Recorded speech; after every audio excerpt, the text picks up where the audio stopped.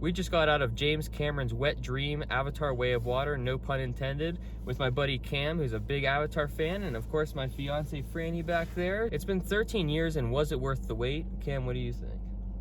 Easily. Easily? Yeah, for that, I would probably wait another 13. If it takes another 13 to make the third movie, I would happily wait. That was amazing. Well said, man. I agree. That was visually just stunning. I mean, you could see the technology advancement over those 13 years and how much it got better. I think it was worth it. Walking out of the theater, we just had a couple guys arguing over the dialogue, so I feel like we need to touch on that point. There was only one out of a group of maybe 6 of them that were truly angry about the entire thing, and it seemed like it was really just a dialogue. And their argument was you can't have perfect dialogue for a 3-hour movie. Well, I agree with that. I think the dialogue in that movie was just fine. I mean, it kept me entertained the whole time. The whole movie felt like a trance. To me, the dialogue's secondary to the visual. So it's kind of a weird comment to make. To me, it's kind of like the same thing as saying, oh, the story was kind of bland. Well, it's a serviceable story for a fantastic visual cinematic experience. I mean, this just reminded me of how much I love movies and going to the theater, and how much we've been missing with the streaming stuff and all the crap Netflix pours out. Oh yeah. This absolutely. is a cinematic experience. We saw it in XD 3D at a Cinemark theater. It was an experience unlike anything else. You could absolutely not replicate that by sitting in your living room, streaming it on Disney Plus or anything. No, and I think we needed a reminder of that. This is what it was. Now, you mentioned how it was like a journey. Did this movie feel long to you? I mean, it was over 3 hours long. It didn't feel like I was really sitting in the theater for a solid 3 hours. Like, by the time it ended, it kind of felt like, oh, that's the end of the movie. I feel like I sat down a couple minutes ago. You know, it's not like the time went fast, but it didn't feel like I was sitting there for 3 hours dreading how long I haven't moved. Right, you could tell it was long, but it was so entertaining. It was enjoyable to sit there for the whole time. Yeah, other than your bladder reminding you that you've been sitting there for 3 hours. Now, mentioning this is James Cameron's wet dream, reason I said that is because this takes everything I think he's learned up to this point. It reminded me of Aliens, it reminded me of Titanic, The Abyss at times, and the original Avatar, obviously. So he kind of feels like he took everything he enjoys and put it all into this movie. But with that said, I will say my only negative personally is that at times it felt a little bit self-indulgent. There was a little bit of an obsession with the water, and I know he put so much into those scenes and even invented technology to make that happen. But at the same time, some of those scenes for me just felt kind of drawn out. I think drawn out is a decent way to put it. There were some scenes in the movie where it kind of took me away from the fact that I was really into this movie, and it was just like how deep he was getting into the water. Right. On there. But it was strange how obsessed he was with just being in water. Right, and then like you said, there's a narrative, but he keeps pulling away from the narrative a lot to show you a lot of water scenes, which, I mean, it was visually incredible. I think we would all agree with that. Yeah, it was amazing. I definitely did not mind how many water scenes there were. It's not like every single one was the same thing. Like, oh, you're just diving in the ocean, there's some coral, there's a fish, that's the water scene. Every single one of them was different, and they were all fantastic to watch. Totally agree, man. It was like, you could tell these actors are really in the water. It would be totally different if they were on strings, or if you tried to make it look like they're in water. I know a lot of the water was CG, but them physically being in the water and the way they moved was just stunning to look at. You almost felt, I caught myself holding my breath at times. I did that a couple times too. Really? Yeah.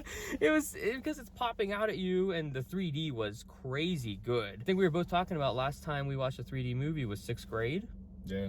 It was like the fad at the time, and then it just kind of died out, thank God. But this movie did 3D so well that if a movie's going to dedicate itself to 3D this much, I think we'd all be happy to go see a 3D movie. I remember sitting in a theater watching 3D back then, like being annoyed with it. Like, oh, this is like, there's only a couple scenes where everything's just really exaggerated and popping out, and these glasses are annoying and they sit on me weird.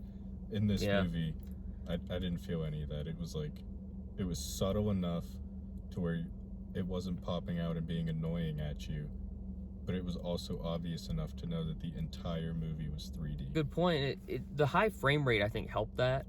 There were a lot of action scenes with the high frame rate that kind of reminded me of a video game cinematic or something versus traditional 3D, where it makes me a little nauseous, a little bit dizzy because it's in less than 30 frames per second. I thought of that on a couple of the scenes, how they reminded me of like cinematic cutscenes from big video games. And we always said, because we're huge fans of Star Wars The Old Republic, both of us have played that game a lot, and we've always said they need to make a movie of the cinematics for that game. And it almost feels like this is kind of edging towards that a little bit further. If you could have James Cameron direct that, then it would probably be fantastic. Just take this tech, put it in Star Wars The Old Republic, that'd be awesome. It'd be the best Star Wars movie since Empire Strikes Back. Easily. I'm really curious to know, so I thought the acting was really good, and I'm just curious to know what you guys thought about all of them, but especially the kid that played Spider. I mean, he didn't have the most screen time or the biggest presence on screen, probably because he was a kid and he can't really live up to what everybody else is doing.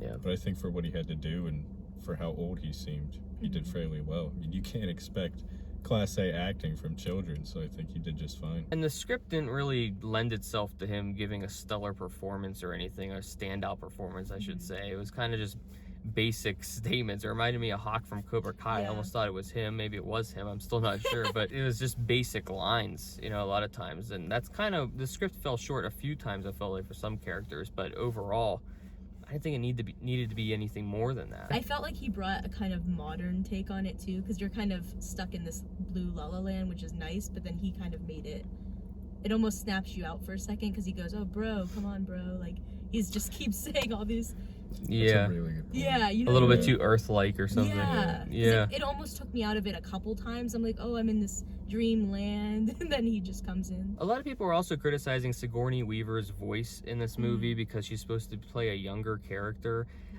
Did you guys have any issue with her voice in the film? No, because I did read that online that people were having issues with it, Mm-hmm. but I didn't really think, I honestly didn't think about it too much. It was just there.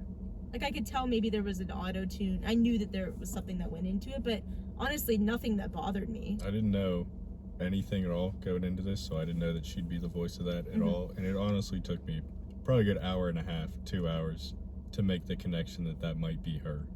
That's a good sign. Yeah, Then. that Yeah, is. that's an authentic reaction. Yeah. Then, yeah, I think people are psyching themselves out about it because there's been a lot of stuff online going into it about her playing a younger character and all that stuff. It sounded really good. She's like one of the best actresses ever, and she definitely pulled it off. So I didn't think there was any problem with it. I want to wreck Sam Worthington for a little bit. I think what bothers me is that in basically every other Cameron movie, his protagonists are really good. Yeah, they have like something involved in it. Like you can tell they have something involved in it. There's more emotion that Right. they're bringing. They're more like into everything that they're doing. But his was more. But I mean, that seems like the whole point of his character. Like, be a detached person. This is your whole life is a mission. You have certain things to do. You're a man. Get these things done, and stay detached from everything else. Yeah, fair enough. I mean, maybe you're right. He's playing to the character really well. If anything, then maybe it's an argument that it's kind of a boring main character to write, but it works for the movie. And I mean, it's not like the entire movie is solely focused on him. There are plenty of scenes where he's just not involved. I liked how they showed the progression of time through different people's pregnancies. Oh yeah, that was That's really a good cool. point. So we all agree it was worth the wait and that it was a really epic experience in the theater? 100%. Yes, I liked it Yeah. better than the first one. Yeah, Yeah, same here. completely. And we're all fans. Go out and see it. It's definitely worth the cinematic experience. I think despite 3D being kind of a fad we're glad it's gone, it's worth going into the theater and seeing it in 3D in the biggest possible screen with the best sound system you can, because this was just an insane visual masterpiece, and we felt like we were in Pandora for 3 hours and we're better for it. Thanks, Cam, for joining me. That was awesome. Thanks for having me. It was a great time. Yeah. And thank you guys for watching. Be sure to like, subscribe. I'll talk to you guys later. See ya.